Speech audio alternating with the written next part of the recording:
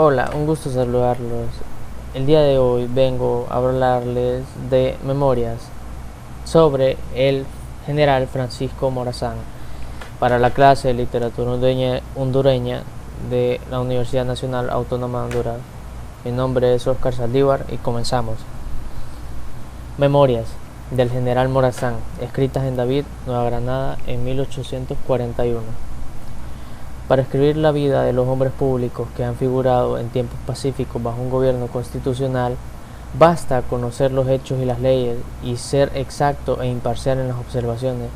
para conocer la de los que han figurado en tiempos de revolución y anarquía, cuando no han existido más ley que la salvación de la patria. No es suficiente hallarse impuesto de los sucesos, conocer sus causas ostensibles y pesar las circunstancias que influyeran en ellas. Es también necesario buscar el verdadero espíritu que los ha dictado en los secretos del corazón humano, sin dejarse seducir por aquellos por los que, aparentando imparcialidad, se constituyen en intérpretes de éste con la mira de satisfacción sus bajas y mezquinas pasiones. Una misma acción puede ser o aconsejada por el interés común o surgida por una atroz venganza y merecer en aquel caso la aprobación pública, o ser en este repudiada por un delito imperdonable. La muerte de César habría sido un crimen a los ojos de los romanos, si estos no hubiesen conocido los motivos que obligaron a Bruto a ejecutarla. No se atribuyera hoy al gobierno inglés el deseo de abreviar los días de la vida de Napoleón. Si hubiera justificado las causas que lo obligaron a colocarle bajo la mortífera atmósfera de la isla de Santa Elena. No es menos cierto que el espíritu de partido ha podido engañar muchas veces al escritor imparcial y transmitir por este artificioso medio a la posteridad como verdades históricas lo que solo era obra de la venganza y de la adulación. Pero esta falta no pertenece exclusivamente a los que nos han dado a conocer lo que ha ocurrido en el antiguo mundo, lo es también de lo que se dedica a instruir a las generaciones venideras de lo que pasa en el nuevo, en donde han adquirido numerosos estímulos las pasiones por el abuso que se hace en la imprenta. No se crea por esto que ya déase que sea el límite por una consensura previa. Cualquiera que se establezca para destituir un vicio que es inherente a la libertad de publicar los pensamientos, llevaría consigo el germen que también destituye esta saludable institución, que si ha sido el mejor sostén de los gobiernos monárquicos moderados, es, sin disputa, el alma de las instituciones democráticas. Sí, varias veces se han abusado de ellas contra mí para insultarme, y protesto a los centroamericanos a quienes me dirijo, que lejos de disputar a mis enemigos la posesión de este miserable recurso, procuraré no traspasar los límites de la moderación y del recoro. No escribo para exaltar pasiones, y menos para revelar faltas y decir injurias a los que me han calumniado en sus memorias impresas en las ciudades de Jalapa y México. Solo tomo la pluma para vindicarme. Solo este pensamiento ha podido vencer la resistencia que siempre han tenido para hablar de la nación, aún en favor de mi propia causa, porque ni nunca me he considerado con la disposición que se requiere en aquel caso, ni con la humildad que se necesita en este para mendigar un defensor, pues siempre he creído que el que no aspira a engañar debe presentarse al pueblo con sus propios colores. En los 8 años que serví la primera magistratura, muchos de mis enemigos obtuvieron distintos públicos, sin detenerse a examinar la legalidad de mi elección, ni los motivos que me conservaron en el poder, y a otros que me prodigaban injurias, siempre les acredité con mi silencio, que no deseaba hacer para desmentirlos de las ventanas que me daba mi posición. Mas cuando observé que en las desgracias hasta algunos de mis amigos me juzgaban, me decidí a escribir mi vieja pública. No pudiendo más cuando observé que en la desgracia, no pudiendo dar a la memoria todos los acontecimientos ocurridos en una revolución de 14 años, Pedí los documentos necesarios a Centroamérica, pero, entre tanto, estos llegan, el tiempo pasa, más enemigos dan una siniestra interpretación a mi silencio, arrojan sobre mí nuevas calumnias y no se halla al alcance de todas mis conductas públicas que los desmientan. Es por cato que me veo obligado ahora a hablar siquiera de una manera sucinta de los principales acontecimientos ocurridos en la Revolución de 1828, que han sido maliciosamente figurados por unos o censurados injustamente por otros. Procuraré apoyarlos en documentos dignos de toda fe y en testigos que a la calidad de intachables por el buen crédito que merecen reúnan la particular circunstancia de contarse ellos en el número de mis enemigos, la relación íntima que tienen algunos de los hechos que voy ahora a referir, acaecidos antes de la guerra de 1828, con la materia de que me ocupo no me permite pasar a aquellos en silencio. La elección del presidente de la República, hecha por el Congreso en el ciudadano Manuel José Arce, contrariando el voto de los pueblos que dieron un sufragio al ciudadano José del Valle, fue en mi concepto el origen de la desgracia de aquellas épocas. Dos partidos concurrieron a ella. En el uno se hallaban los más ardientes defensores de la independencia y los mejores amigos de la libertad. Estos le dieron sus votos para que sostuviese la Constitución Federal, que era obra suya. Se encontraban en el otro los enemigos de esta Constitución, los amigos de la dependencia española y los que unieron la República al Imperio mexicano. Estos le dieron sus sufragios con la esperanza de que cooperase a la variación del sistema. Ambos bandos tenían motivos de confianza en su candidato. Aquel citaba en su apoyo la conducta que el ciudadano Manuel José Arce había observado en favor de la independencia. Este tenía por garantías la opinión que el mismo Arce manifestó desde México al padre obispo Delgado con respecto al sistema que convenía a Centroamérica y al que conservó siempre contra el federalismo, que no daban a la verdad las mejores seguridades de un buen modo de proceder en el gobierno. Puede, sin descrédito, un ciudadano sacrificar sus opiniones particulares al cumplimiento de sus deberes como hombre público. Esto es posible, pero no puede voluntariamente colocarse, sin mancillar su reputación, en la difícil alternativa de faltar a sus juramentos o causar la desgracia de su patria, y esto hizo Arce. Él admitió la primera magistratura de un gobierno contrario a sus opiniones y prestó el solemne juramento de ejecutar y hacer cumplir una constitución que, según lo repite tantas veces en su memoria de 1830 impresa en México, sistema la anarquía y autoriza el desorden. Si esta conducta no puede conciliarse con lo que debería observar el patriota y el alto funcionario, ella, sin embargo, descubre los verdaderos motivos que lo obligaron a apoyar sus repentinas infracciones de la Constitución en un partido que, al deseo de variarla, añadían algunos de sus principales directores a la halagüeña esperanza de encontrar en un Arce el héroe que les hiciese olvidar la sensible pérdida del emperador Iturbide. No podía, ciertamente, reconocerse en este modo de proceder al hombre agradecido por la alta distinción con lo que honraran a los pueblos, llamándolo a regir sus destinos, si el deseo de ser, a los ojos de estos mismos pueblos, el bienhechor del primer justo de la libertad, o por lo menos el primer patriota de la época, no vinieran en su auxilio a disculparlo. Funesta presunción que tantos males han cansado a la República. Si el ciudadano Manuel José Arce se hubiera negado a admitir la presidencia, se habría excusado de doble compromiso que sus opiniones con respecto a la Constitución le habían sin duda hecho prever. No hubieran entonces tenido lugar sus temores de anarquizar la República si cumplía con las leyes que autorizaban, en su concepto, el desorden, ni sus juramentos habrían sido violados con la infracción de aquellas, agravando con este hecho los mismos males que pensaba evitar. Tan noble conducta hubiera liberado a Centroamérica de mil desgracias y al presidente de ella de un tardío y estéril arrepentimiento que le fue arrancado por un acto de las más negras ingratitudes, que lo despojara del ejército de la magistratura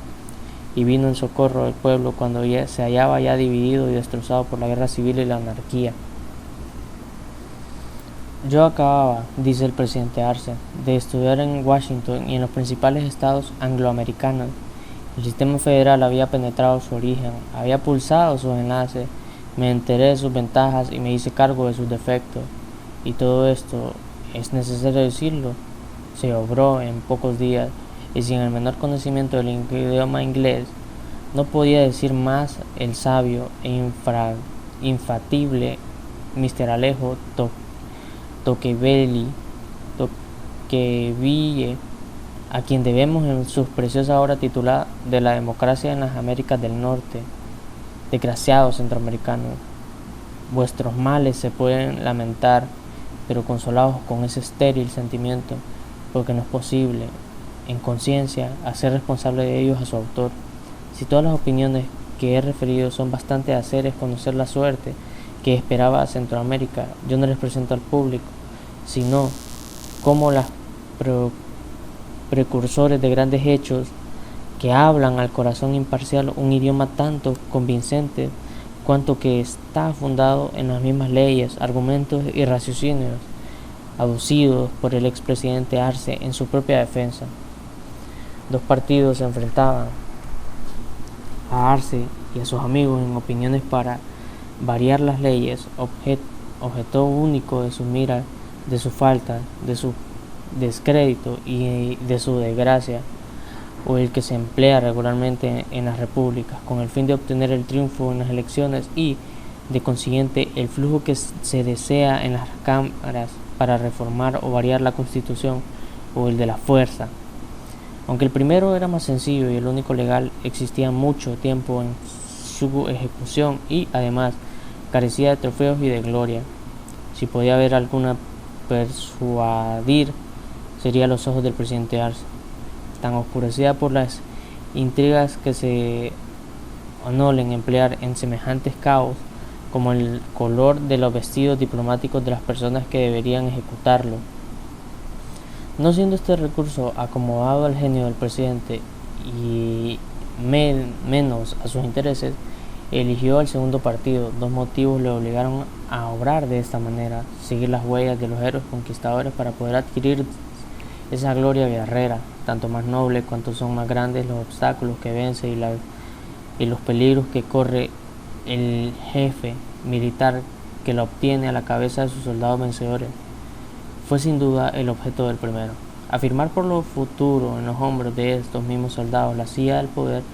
en que no se creía bien seguro por la inconstancia de los diplomáticos que lo colocaron en ella. Era la mira del otro. Esta inconstancia que comenzaba ya a experimentar le fue muy pronto funesta por la vez primera en el cuartel general de Jalpatagua. Allí lograron don Antonio Ayenena y don Manuel Domínguez introducirse, digámoslo así, disfrazados con las insignias militares que arrancaron al mérito del soldado y obtener un triunfo con el auxilio de la táctica diplomática, que tuvo por trofeo la deposición del comandante Perk y el despojo de todo el influjo que tenía el presidente Arce en el ejército. El escandaloso suceso ocasionado porque unos pocos empleados del gobierno del estado de Guatemala no concurrieran en un mismo edificio con el presidente de la República a la función cívica del 15 de septiembre de 1826, que en otras circunstancias solo habría comunicado a pincel algunos personajes en actitudes propias o una característica, produjo entonces malísimos resultados. Todos los elementos de discordia que se habían ya acumulado por los que aparecían un cambio se agitaron de tal modo que ocasionaron muy pronto la compleja desorganización del Estado de Guatemala, que abandonó y sin defensa quedó en manos del presidente de la República, el que, por un abuso escandaloso de su autoridad, También redujo a prisión a su primer jefe, ciudadano Juan Barrundia, y desarmó las milicias del mismo estado. Este desenlace se dice en la memoria de Jalapa, escrita contra mí por don Manuel Montúfar, jefe del Estado Mayor del expresidente Arce, cuya opinión es irrecusable. Hizo ridículo todo lo que antes había parecido un golpe maestro de aquellos que afirman el orden. Todos los que se han comprometido comenzaron a temer y a desconfiar en lo sucedido. El presidente publicó pocos días después una exposición documentada de los motivos, razones de congruencia y documentos diversos, débiles unos, ridículos otros, y todos capaces de persuadir en lo privado que existía una conspiración, pero no para convencer en el juicio. Semejante suceso, que por las circunstancias de que fue acompañado,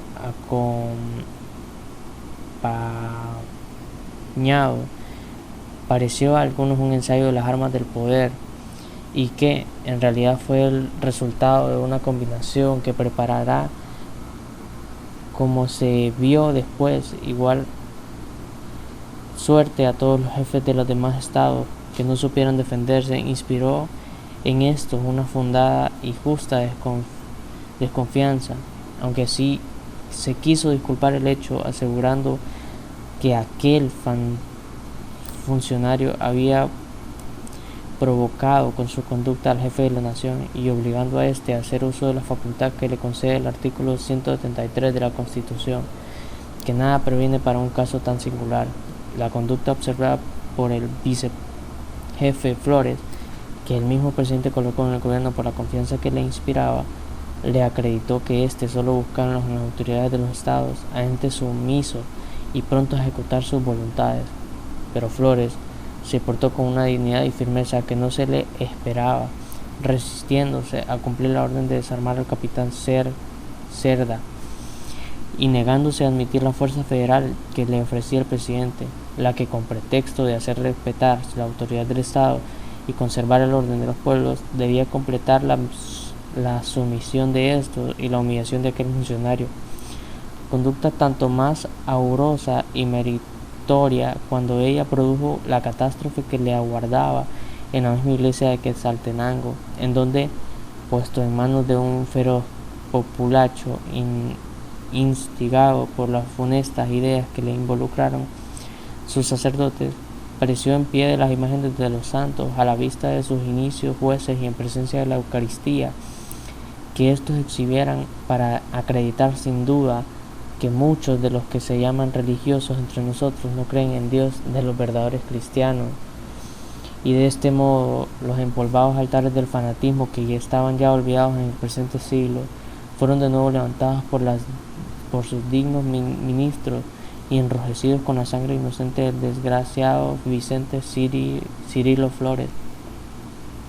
Para que no se crea que exagero hablando de la sumisión que el presidente exigía de los jefes del Estado, copiaré lo que dice aquel funcionario en la página 42 de su memoria. Sin pérdida de instante, se puso en el conocimiento del vicejefe, ciudadano Cirilio Flores, el arresto del jefe Barrundia, previniéndose que tomase el mando del Estado, en razón de ser él llamado por la ley a ejercerlo en casos semejantes, franqueándole al propio tiempo la tropa ventana para que la emplease en la conservación del orden y en el servicio de una persona y de la asamblea. También se le previno para que mandara a desarmar al capitán mayor Cayetano Cerda, que permanecía en el departamento de Chiquimula, alborotando los pueblos y perturbando la tranquilidad con la tropa con la que atacó a Espíndola. Flores se encargó de la jefatura, pero se negó a obedecer al gobierno y en todo lo demás, y particularmente en el punto tan esencial de desarmar a Cerda. En la floja siguiente se expresa en catos términos: como en tiempos de revolución todo es delirio,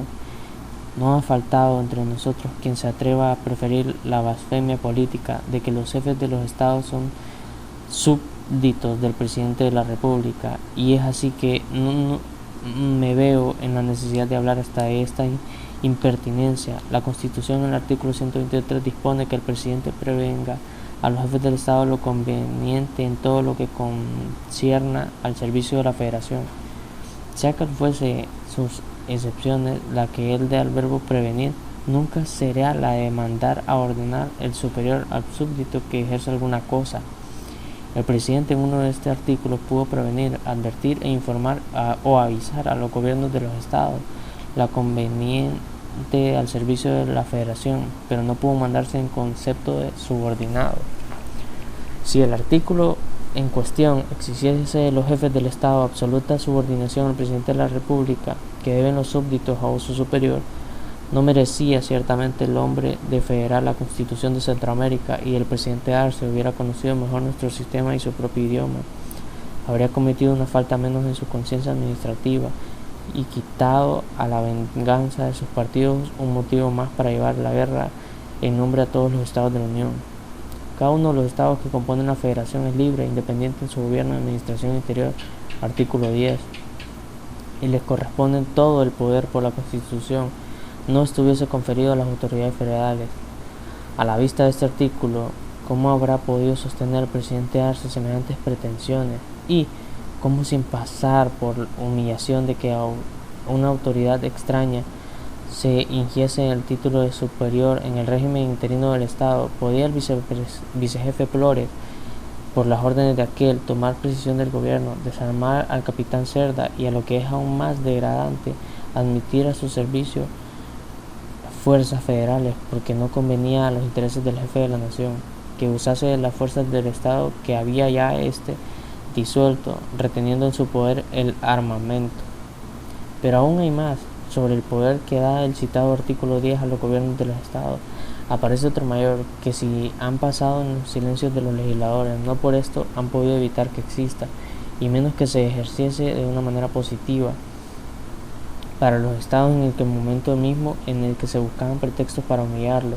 y que se invocaban las leyes para reducir a los jefes a la humilde condición de subalternos. Hablo de la parte de supremacía que corresponde a los estados, supremacía más eficaz que la de la Federación,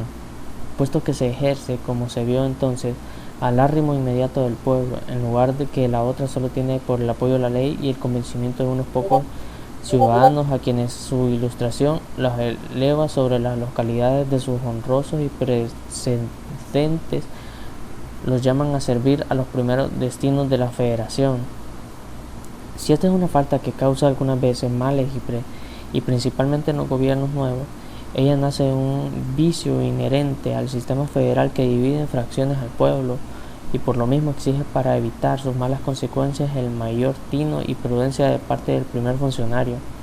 Si este convencimiento pudo hacer más moderado y circunspecto al presidente Arce, el conocimiento que adquirió del sistema federal en la República de Norte América le debió descubrir la complicación de su teoría y las dificultades en su aplicación,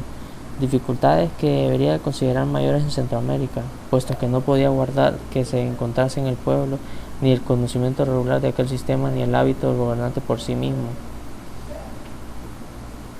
Debió tener presente que, como jefe de la República, era el primer responsable de la paz. Si había hecho cargo de los defectos del sistema federal, había estudiado el de la República que gobernaba, conocía a los hombres que estaban a la cabeza de los negocios y no ignoraba los hábitos de educación del pueblo. Tenía muchos títulos para guardar de la capacidad y experiencia de su presidente, lo que no podía esperar de la ilustración y buenos deseos que animaban a su amable ciudadano. Todas las miradas estaban por esto pendientes de la conducta que observaba el Supremo Magistrado. De él guardaban todo lo que bien de la República. Nada le podía disputar el alto honor de haberlo conseguido, ni menos puede hoy dividir con otra responsabilidad de los males que ocasionó con una guerra que no pudo y debió evitar. No teniendo ya nada que temer el presidente Arce en el estado de Guatemala, en donde por consecuencia de los hechos que acabo de referir, las autoridades legítimas habían ya desaparecido, mandó a hacer nuevas elecciones que, por el influjo de las bayonetas, recayeron en aquellos hombres más notables de su partido. Reorganizado de este modo el estado de Guatemala, dirigió el presidente de sus miradas a los de Nicaragua y Honduras, y en el primero, por una anomalía propia de la revolución, se encontraban a un mismo tiempo gobernando el jefe Cerda y el vicejefe Argüello, y eran ambos obedecidos por sus respectivos partidos. Como el de Argüello pertenecía a los liberales y las opiniones de estos funcionarios eran como contrarias al de los presidentes de la República, la política demandaba la protección decidida que éste le prestó a Cerda, revirtiéndose una cantidad considerable de fusiles que condujo el ciudadano Policarpo Bonilla. Este auxilio llamó la atención de que pudo proteger a Honduras, en donde buscaba motivos al presidente para desorganizarlo. A este fin mantenía correspondencia con los más desacreditados enemigos del jefe de aquel estado, ciudadano Dionisio Herrera, y daba otros pasos que, si eran menos deshonrosos, no parecían propios del que aparentaban un profundo respeto a las leyes, sino del que buscaba el triunfo sin escrupulizar los medios conseguidos. El teniente coronel de la Federación, Ignacio Córdoba, que por licencia del Supremo Poder Ejecutivo servía la comandancia local de la ciudad de Tegucigalpa, su nombramiento del mismo jefe Herrera, cuando fue separado por este, se negó abiertamente a obedecer, alegando que había obtenido igual nombramiento del jefe de la nación.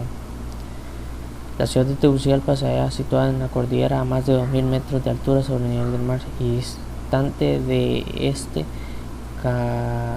40 leguas por la parte más inmediata. No es pues ni una frontera ni un puerto para que el presidente se creyese facultado para nombrar allí un comandante,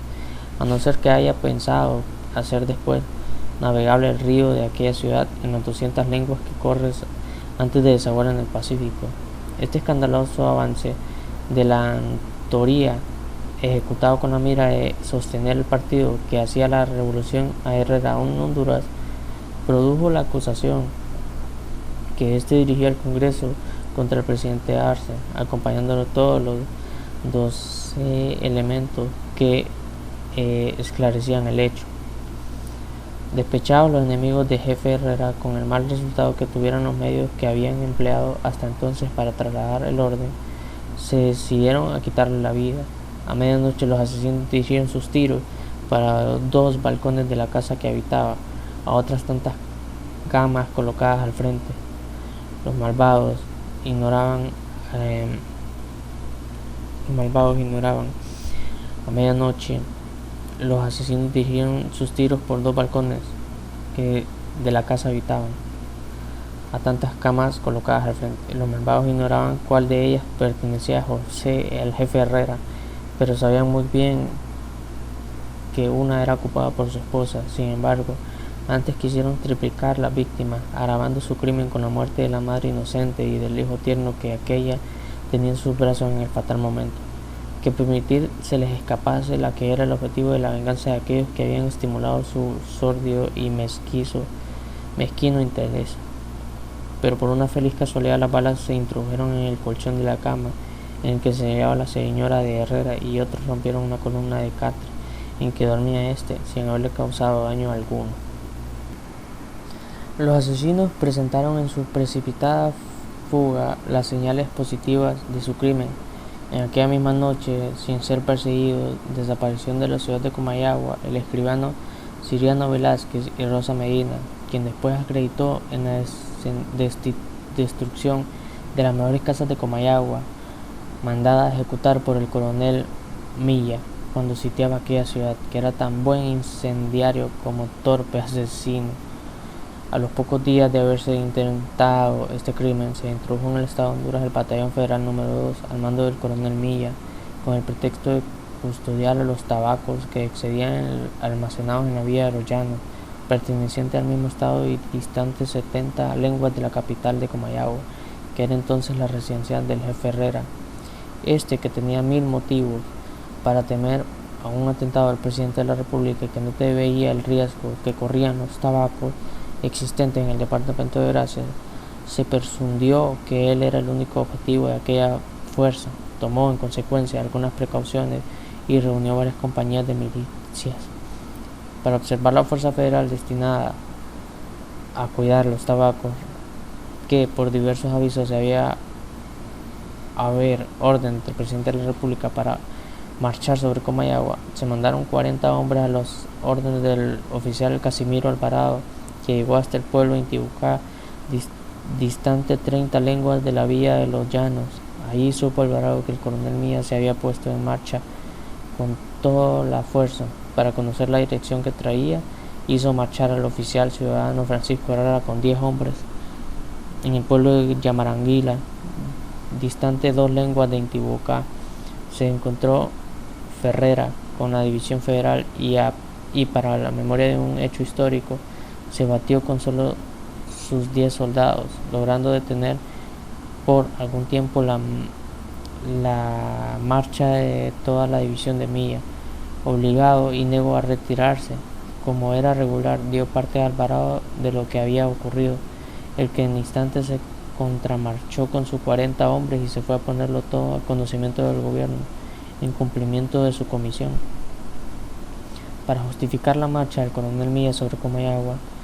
dice el presidente Arce en sus memorias que fue ocasionada por el acto hostil que recibió este jefe en Yamaranguila de parte de las milicias del Estado, pero si se observa que Herrera tenía 600 hombres y que podía disponer de todos para irlo sobre Milla, ¿por qué no había otro enemigo en el Estado que le llamara la atención? Que los 40 hombres que mandó en observación en Intibucá eran pocos para atacar las fuerzas de aquel jefe, pero bastante para llenar el objeto al que se les había destinado. Que los tabacos, única mira que había traído a Milla con su batallón Honduras, se hallaban en los llanos distantes a 60 leguas de Comayagua, 28 del pueblo de Yamaranguila, donde se encontró la descubierta de 10 hombres de oficial Ferrera, y 30 del pueblo de Intibucá, en donde se hallaban igual número de soldados en observación, a que pertenecían los de Ferrera. Se vendrán en conocimiento de que no hubo ninguna clase de provocación de parte del gobierno del Estado, que,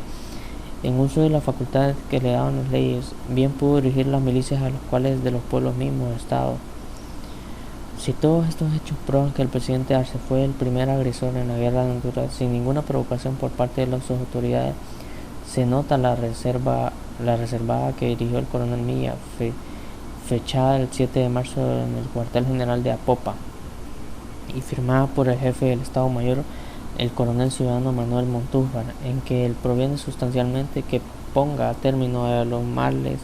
que causa el jefe Herrera en Honduras, haciendo uso de los armas y que proteja a los que éste persiga. Ponen un punto de vista más claro que aquel hecho, descubre que los únicos culpables de la guerra y justicia de resistencia de los hondureños hicimos con las armas. Después de publicado este documento, creo que el ciudadano coronel Manuel Montúfar no podrá desmentir, como lo hizo en sus memorias del Jalapa, el hecho a que se refiere, ni el ciudadano Manuel José Arce se resistirá a confesar, como se ve en sus memorias de México, la responsabilidad que tiene por los males que ocasionará a Honduras. Tampoco se atreverá a negarlo el coronel Milla, que no querrá pasar por un militar desobediente y, lo que es peor, por un hijo ingrato que llevó injustamente a la guerra a su patria por castigar agravios que no había recibido de sus ciudadanos y en recompensa de los votos que estos le dieron al vicepresidente de aquel estado.